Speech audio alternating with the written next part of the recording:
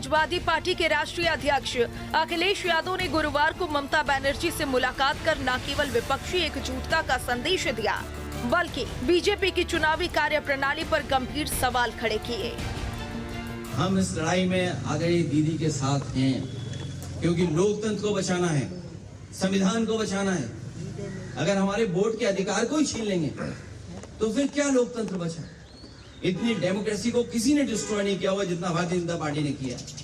और Bharatiya Janata party power के लिए, अपनी ताकत के लिए किसी भी सीमा तक जा सकती है, कोई भी कानून नियम तोड़ सकते हैं, और उत्तर प्रदेश में हम लोगों ने बड़े करीब से देखा। अखिलेश यादव यही नहीं रुके, उन्होंने चुनाव आयोग और मतदान की प्रक्रिया पर भी निशाना साधा।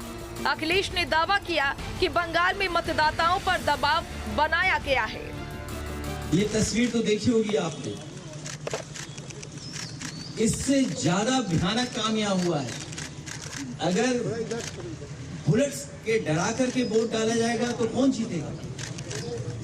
आप बुलेट से डरा रहे हैं वोट के लिए, और इलेक्शन कमीशन निष्पक्ष नहीं है, बीजेपी के सहारे पे काम कर रहा है।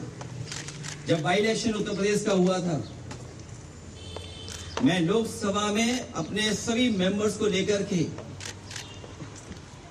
कफन लेकर के गए थे हमारे सांसद, और इसलिए लेके गए थे कि स्पीकर को दे दें जिससे कि इलेक्शन कमीशन तक ये चला जाए, क्योंकि हम लोगों ने कहा कि इलेक्शन कमीशन ही मर गया है।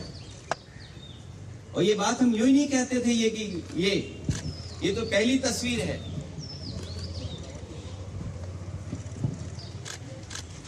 दूसरी तस्वीर भी किसी से छिपी नहीं होगी।